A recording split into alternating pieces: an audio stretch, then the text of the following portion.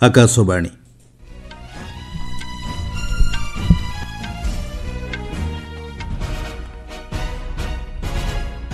संवाद पढ़ुछंती सत्यव्रत बेहुरा। रणनैतिक अर्थनैतिक और प्रजुक्ति विद्या क्षेत्र में सहयोग को आउरी दृढ़ करने लगी प्रतिबद्धता प्रकाश कले भारत और जापान। भारत जापान मध्य खनिज संपद आधारित सहयोग बुझामणा पत्र को प्रशंसा कले केंद्र कोयला और खनि मंत्री। आसंता डिसेम्बर मासरे भारत गस्तरे आसिबे रूस राष्ट्रपति व्लादिमीर पुतिन एवं 2030 राज्यगोष्ठी क्रीड़ा आयोजन पर आनुष्ठानिक भावे प्रस्ताव दाखल कला भारत। प्रधानमंत्री नरेंद्र मोदी एवं तांको जापानी प्रतिपक्ष शिगेरु इशिबा दुई देश मध्य रणनैतिक अर्थनैतिक एवं प्रजुक्ति विद्या सहयोग को आहुरी दृढ़ करने लगी आलोचना करिसेंती।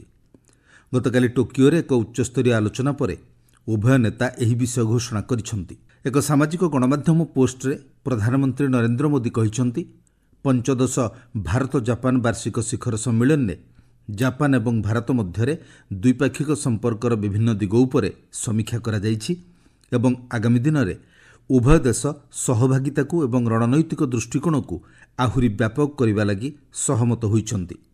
आलोचना पर एक मिलित सांबादिक सम्मेलन में श्री मोदी कहिसेंती दुई देश आगामी दशंधि पई एक रोड मैप प्रस्तुत करिसेंती। एथिरे निवेश, नवसृजन, परिवेश, प्रजुक्ति विद्या, स्वास्थ्य एवं नागरिकंक मध्यरे सांस्कृतिक आदान प्रदान भली क्षेत्रगुड़िक उपरे स्वतंत्र दृष्टि देवा निमंते प्रतिबद्धता प्रकाश पाइछि। श्री मोदी कहिसेंती उभय देश आगामी 10 वर्ष मध्यरे जापान 10 ट्रिलियन येन निवेश नहीं लक्ष्य रखिछंती। उभय देश कृत्रिम बुद्धिमत्ता, परिवेश एवं स्वास्थ्य सेवा क्षेत्र में सहयोग सहित एमएसएमई एवं स्टार्टअप गुड़ी को आगक नेबा उपर मध्य ध्यान देवे। प्रधानमंत्री मोदी जापानी कंपनी गुड़ी को मेक इन इंडिया अभियान में सहयोगी होई एहाकु मेक फॉर द वर्ल्ड करने लगी आह्वान दैछंती। आलोचना पर प्रधानमंत्री कहिसेंती उभय देश मध्य मानव संबल विनिमय एवं सहयोग पाई योजना घोषणा करा जायछि। आसंता 5 वर्ष उभय देश विभिन्न क्षेत्र में 5 लाख अधिक लोकों को नियोजन करिवे। श्री मोदी भारत प्रशांत महासागरीय क्षेत्र विकास लगी उभय देशर प्रतिबद्धता को दृढ़ करने नहीं पारस्परिक सहयोग को आहुरी मजबूत करने को निष्पत्ति नैछंती। अन्य पक्षरे प्रतिरक्षा एवं सामुद्रिक सुरक्षा संपर्क में उभय देश समान चिंताधारा व्यक्त करिसेंती। केंद्र कोयला एवं खनि मंत्री जी किशन रेड्डी खनि मंत्रालय एवं जापान अर्थनीति, वाणिज्य एवं शिल्प मंत्रालय मध्य स्वाक्षरित खनिज संपद आधारित सहयोग बुझामणा को प्रशंसा करिसेंती। सामाजिक गणमाध्यम पोस्ट रे श्री रेड्डी कहिसेंती एही बुझामणा भारतर शक्ति सुरक्षा, राष्ट्रीय सुरक्षा एवं 2070 सुद्धा शून्य अंगारकाम्ल निर्गमन लक्ष्य पूरण पाई गुरुत्वपूर्ण भूमिका ग्रहण करिवो एवं जरूरी खनिज जोगाण श्रृंखला को सठिक करने दिगरे सहायक हेबो। बुझामणार अंश विशेष भाव में उभय देश खनिज संपद एवं नीति संपर्क में सूचना आदान प्रदान करिवे, जेउथिरे नियमावली, नीलाम, गभीर समुद्ररू खनिज पदार्थ संधान, निष्कासन और प्रक्रियाकरण आदि रहिछि। मंत्री श्री रेड्डी कहिसेंती भारत एवं संपद समृद्ध देशगुड़िकरे गुरुत्वपूर्ण खनिज पदार्थ अनुसंधान क्षेत्र में यह निवेश को प्रोत्साहित करिवो। केंद्र सरकार गुरुत्वपूर्ण खनिज पदार्थ क्षेत्र में आत्मनिर्भरता हासिल पाई प्रतिबद्ध बोली केंद्र मंत्री श्री रेड्डी कहिसेंती। रूस राष्ट्रपति व्लादिमीर पुतिन आसंता डिसेम्बर मासरे भारत गस्तरे आसिबा नै सेठाकार वैदेशिक नीति सहायक यूरी उसाकोव कहिसेंती। से कहिसेंती राष्ट्रपति पुतिन आसंता सोमवार दिन चीन तियानजिन ठारे हेबाकु थिबा सांघाई सहयोग संगठन शिखर सम्मेलन में प्रधानमंत्री नरेंद्र मोदी को साक्षात करी तांको भारत गस्त संपर्क में आलोचना करिवे। से कहिसेंती तियानजिन ने दुई नेतांक मध्यरे चलित वर्षर प्रथम साक्षात आलोचना हेबो। प्रधानमंत्री मोदी गत वर्ष पुतिन सह वार्षिक शिखर सम्मेलन एवं ब्रिक्स शिखर सम्मेलन में जोगदेवा लगी 2 थर रूस गस्त करथिले। रूस राष्ट्रपति वार्षिक सम्मेलन काल में भारत आसवाक अपेक्षा करिथिबा से कहिसेंती। रूसरू अशोधित तैल क्रय करने नहीं अमेरिका राष्ट्रपति डोनाल्ड ट्रंप भारतीय सामग्रीगुड़िक उपरे ଅତିରିକ୍ତ 25% ଶୁଳ୍କ ସହ ମୋଟ 50% ଶୁଳ୍କ ଲାଗୁ କରିଛନ୍ତି। ଆପଣମାନେ ସମ୍ବାଦ ଶୁଣୁଛନ୍ତି ଆକାଶବାଣୀରୁ। ଭୁବନେଶ୍ୱରଠାରେ ଚାଲିଥିବା 2 ଦିନିଆ ସଂସଦ ଏବଂ ରାଜ୍ୟ ବିଧାନସଭାର ଅନୁସୂଚିତ ଜାତି ଓ ଜନଜାତି କଲ୍ୟାଣ ଜାତୀୟ ସମ୍ମିଳନୀର ଆଜି ଉଦ୍ଯାପନୀ ଉତ୍ସବରେ ରାଜ୍ୟପାଳ ଡକ୍ଟର ହରିବାବୁ କମ୍ଭମପାଟି ଯୋଗଦେବେ। ଭୁବନେଶ୍ୱର ଲୋକସେବା ଭବନରେ ପୂର୍ବାହ୍ନ 10:30ଟାରେ ଏହି ଅଧିବେଶନ ଆରମ୍ଭ ହେବ। ଏଥିରେ ଲୋକସଭା ବାଚସ୍ପତି ଓମ୍ ବିର୍ଲା, ରାଜ୍ୟସଭା ଉପାଧ୍ୟକ୍ଷ ଶ୍ରୀ ହରିବଂଶ, ଅନୁସୂଚିତ ଜାତି ଓ ଜନଜାତି କଲ୍ୟାଣ ସଂସଦୀୟ କମିଟି ଅଧ୍ୟକ୍ଷ ଡକ୍ଟର ଫଗନ ସିଂ କୁଲସ୍ତେ ଯୋଗଦେବାର କାର୍ଯ୍ୟକ୍ରମ ରହିଛି। ଗତକାଲି ଏହି ଦିବସର ପ୍ରଥମ ଦିନରେ ଅନୁସୂଚିତ ଜାତି ଓ ଜନଜାତି କଲ୍ୟାଣ କମିଟିର ସଦସ୍ୟ ଦଳମତ ଊର୍ଦ୍ଧ୍ୱରେ ଥାଇ ସେହି ବର୍ଗର ଉନ୍ନତି ପାଇଁ ନିଷ୍ପତ୍ତି ନିଅନ୍ତି ବୋଲି ଲୋକସଭା ବାଚସ୍ପତି ଓମ୍ ବିର୍ଲା କହିଥିଲେ। ସଂସଦ ଏବଂ ରାଜ୍ୟ ବିଧାନସଭାର ଅନୁସୂଚିତ ଜାତି ଓ ଜନଜାତି କଲ୍ୟାଣ ଜାତୀୟ ସମ୍ମିଳନୀକୁ ଗତକାଲି ବାଚସ୍ପତି ଶ୍ରୀ ବିର୍ଲା ଉଦ୍ଘାଟନ କରି କହିଥିଲେ, ବଦଳୁଥିବା ପରିସ୍ଥିତି ଅନୁଯାୟୀ କମିଟି ଯାହା ପ୍ରସ୍ତାବ ଦେବ ତାହାକୁ କାର୍ଯ୍ୟକାରୀ କରାଯାଇ ଏକ ସମତା ଭିତ୍ତିକ ସମାଜ ଓ ବିକଶିତ ଭାରତ ଗଠନ କରାଯିବ। ଅନୁସୂଚିତ ଜାତି ଓ ଜନଜାତି ତଥା ବିଭିନ୍ନ ପଛୁଆବର୍ଗଙ୍କୁ ସାମାଜିକ ଆର୍ଥିକ କ୍ଷେତ୍ରରେ ନ୍ୟାୟ ଦେବା ପାଇଁ ପଦକ୍ଷେପ ନିଆଯାଉଛି ବୋଲି ବାଚସ୍ପତି ଏହି ପରିପ୍ରେକ୍ଷୀରେ କହିଥିଲେ।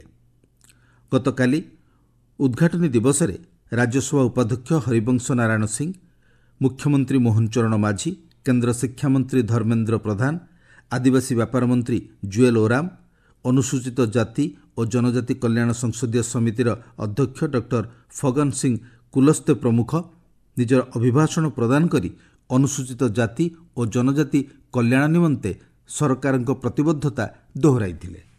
ଆସାମର ଗୌହାଟୀଠାରେ ଆସାମର ପୂର୍ବତନ ମୁଖ୍ୟମନ୍ତ୍ରୀ ତଥା ବିଶିଷ୍ଟ ସମାଜବାଦୀ ନେତା ସ୍ୱାଧୀନତା ସଂଗ୍ରାମୀ ଗୋଲାପ ବୋରବୋରାଙ୍କ ବର୍ଷେବ୍ୟାପୀ ଜନ୍ମ ଶତବାର୍ଷିକୀ ସମାରୋହକୁ ସ୍ୱରାଷ୍ଟ୍ରମନ୍ତ୍ରୀ ଅମିତ ଶାହା ଉଦ୍ଘାଟନ କରିଛନ୍ତି। ସ୍ୱର୍ଗତ ବୋରବୋରାଙ୍କୁ ଆସାମର ପ୍ରଥମ ଅଣକଂଗ୍ରେସ ମୁଖ୍ୟମନ୍ତ୍ରୀ ଭାବେ ବର୍ଣ୍ଣନା କରି ଶ୍ରୀ ଶାହା ତାଙ୍କର ସ୍ୱଳ୍ପ ଓ ପ୍ରଭାବଶାଳୀ ଶାସନର ପ୍ରଶଂସା କରିଥିଲେ। ତାଙ୍କ ଶାସନ କାଳରେ ସେ ବହୁ ଗୁରୁତ୍ୱପୂର୍ଣ୍ଣ ଅନୁଷ୍ଠାନକୁ ରାଜ୍ୟରେ ପ୍ରତିଷ୍ଠା କରିଥିଲେ ବୋଲି କହିଥିଲେ। ଶ୍ରୀ ଶାହା ତାଙ୍କର ଜୀବନୀ ଉପରେ ଆଧାରିତ ଏକ ପୁସ୍ତକ ଉନ୍ମୋଚନ କରିଥିଲେ। ଗତକାଲି ଆଭାସୀ ମାଧ୍ୟମରେ ସ୍ୱରାଷ୍ଟ୍ରମନ୍ତ୍ରୀ ରାଜଭବନରେ ନୂତନ ବ୍ରହ୍ମପୁତ୍ର ଶାଖାର ଉଦ୍ଘାଟନ କରିବା ସହ ଗୋଲାଘାଟଠାରେ ଜାତୀୟ ସାଇବର ଫରେନ୍ସିକ୍ ପରୀକ୍ଷାଗାରକୁ ମଧ୍ୟ ଲୋକାର୍ପଣ କରିଥିଲେ। ଜାତିସଂଘ ସୁରକ୍ଷା ପରିଷଦ ଲେବାନନରେ ଶାନ୍ତିରକ୍ଷା ଅଭିଯାନ ବନ୍ଦ କରିବାକୁ ନିଷ୍ପତ୍ତି ନେଇଛି। ଲେବାନନରେ ଶାନ୍ତିରକ୍ଷା ଅଭିଯାନରେ ପ୍ରାୟ 1000 ଭାରତୀୟ ସୈନିକ ନିୟୋଜିତ ଅଛନ୍ତି। ଗତକାଲି ଜାତିସଂଘର ଅନ୍ତରୀଣ ବାହିନୀକୁ ବନ୍ଦ କରିବାକୁ ପରିଷଦ ଭୋଟ ଦେଇଥିଲା। ଗତ 2 ବର୍ଷ ହେବ ଦକ୍ଷିଣ ଲେବାନନରେ ଶାନ୍ତି ବଜାୟ ରଖିବା ପାଇଁ ସୁରକ୍ଷା ପରିଷଦ କାର୍ଯ୍ୟ କରୁଛି। ଚଳିତ ସପ୍ତାହ ଶେଷ ଆଡ଼କୁ 47 ବର୍ଷ ପୁରୁଣା ଲେବାନନରେ ଜାତିସଂଘର ଅନ୍ତରୀଣ ବାହିନୀର କାର୍ଯ୍ୟକାଳ ଶେଷ ହେବାକୁ ଯାଉଥିବା ବେଳେ 2026 ପର୍ଯ୍ୟନ୍ତ ଶେଷ ଥର ପାଇଁ ଏହାର କାର୍ଯ୍ୟକାଳ ବୃଦ୍ଧି କରାଯାଇଥିଲା। ବର୍ତ୍ତମାନ ଲେବାନନରେ ଜାତିସଂଘର ଅନ୍ତରୀଣ ବାହିନୀରେ 10,800 ଶାନ୍ତିରକ୍ଷୀ ଥିବାବେଳେ ସେଥିରେ ଭାରତର 900ରୁ ଅଧିକ ସୈନିକ କାର୍ଯ୍ୟ କରୁଛନ୍ତି।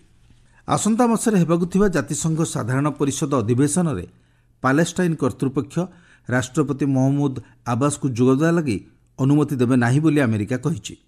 ଅନେକ ଆମେରିକୀୟ ସହଯୋଗୀ ପାଲେଷ୍ଟାଇନକୁ ଏକ ରାଷ୍ଟ୍ର ଭାବରେ ମାନ୍ୟତା ଦେବାକୁ ସ୍ଥିର କରିଥିବାରୁ ସେମାନେ ଏଭଳି କରିବେ ବୋଲି ଆମେରିକା କହିଛି। ଗତକାଲି ଆମେରିକାର ବୈଦେଶିକ ବିଭାଗ ଏକ ବିବୃତ୍ତିରେ କହିଛି, ବୈଦେଶିକ ସଚିବ ମାର୍କ ରୁବିଓ ପାଲେଷ୍ଟାଇନ କର୍ତ୍ତୃପକ୍ଷ ଏବଂ ସେଠାକାର ମୁକ୍ତି ସଂଗଠନ ସଦସ୍ୟଙ୍କ ଭିସାକୁ ପ୍ରତ୍ୟାଖ୍ୟାନ ଏବଂ ରଦ୍ଦ କରୁଛନ୍ତି। ସୂଚନା ଅନୁଯାୟୀ ଆତଙ୍କବାଦକୁ ପ୍ରତ୍ୟାଖ୍ୟାନ କରିବା ଏବଂ ଅକ୍ଟୋବର 7 ତାରିଖ ହତ୍ୟାକାଣ୍ଡ ସମେତ ଶିକ୍ଷାରେ ଆତଙ୍କବାଦ ପ୍ରୋତ୍ସାହନକୁ ବନ୍ଦ କରିବା ଭଳି କେତେକ ସର୍ତ୍ତ ମାନିବା ଲାଗି କୁହାଯାଇଥିଲେ ମଧ୍ୟ ସେମାନେ ତାହା କରିନାହାନ୍ତି। ମାର୍କ ରୁବିଓ କହିଛନ୍ତି, ଜାତିସଂଘ ମୁଖ୍ୟାଳୟ ଚୁକ୍ତିନାମା ଅନୁଯାୟୀ ପାଲେଷ୍ଟାଇନ କର୍ତ୍ତୃପକ୍ଷଙ୍କୁ କୋହଳ ପ୍ରଦାନ କରାଯିବ। 2030 ରାଜ୍ୟଗୋଷ୍ଠୀ କ୍ରୀଡ଼ା ଆୟୋଜନ ପାଇଁ ଭାରତ ଆନୁଷ୍ଠାନିକ ଭାବେ ପ୍ରସ୍ତାବ ଦାଖଲ କରିଛି। 2 ଦଶନ୍ଧି ପରେ ଦେଶରେ ଏଭଳି କ୍ରୀଡ଼ା ଆୟୋଜନ କରିବା ଲାଗି ଭାରତ ଉଦ୍ୟମ କରୁଛି। ଗତକାଲି ଲଣ୍ଡନରେ ଭାରତୀୟ ରାଜ୍ୟଗୋଷ୍ଠୀ କ୍ରୀଡ଼ା ସଂଘ ଏବଂ ଗୁଜରାଟ ସରକାରଙ୍କ ପ୍ରତିନିଧିତ୍ୱରେ ଏକ ପ୍ରତିନିଧି ମଣ୍ଡଳ ରାଜ୍ୟଗୋଷ୍ଠୀ କ୍ରୀଡ଼ାର ଅଧ୍ୟକ୍ଷ ଡକ୍ଟର ଡୋନାଲ୍ଡ ରୁକାରେଙ୍କ ନିକଟରେ ଏହି ପ୍ରସ୍ତାବ ଦାଖଲ କରିଥିବା ଜଣାପଡ଼ିଛି। ଅହମ୍ମଦାବାଦକୁ ରାଜ୍ୟଗୋଷ୍ଠୀ କ୍ରୀଡ଼ାର 100 ବର୍ଷ ପୂର୍ତ୍ତି ଅବସରରେ ଖେଳର ଶତବାର୍ଷିକୀ ସଂସ୍କରଣ ପାଇଁ ଆୟୋଜକ ସହର ଭାବେ ଚୟନ କରାଯାଇଛି। ମୁଖ୍ୟ ସମ୍ବାଦ ପୁଣିଥରେ। रणनैतिक अर्थनैतिक और प्रजुक्तिविद्या क्षेत्र में सहयोग को आहरी दृढ़ करने लगी प्रतिबद्धता प्रकाश कले भारत और जापान। भारत जापान मध्य खनिज संपद आधारित सहयोग बुझामणापत्र को प्रशंसा कले केन्द्र कोयला और खनि मंत्री। आसंदा डिसेम्बर मासरे भारत गस्तर आसिबे रूस राष्ट्रपति व्लादिमिर पुतिन एवं 2030 राज्यगोष्ठी क्रीड़ा आयोजन पर आनुष्ठानिक भाव प्रस्ताव दाखल कला भारत। संवाद शेष है।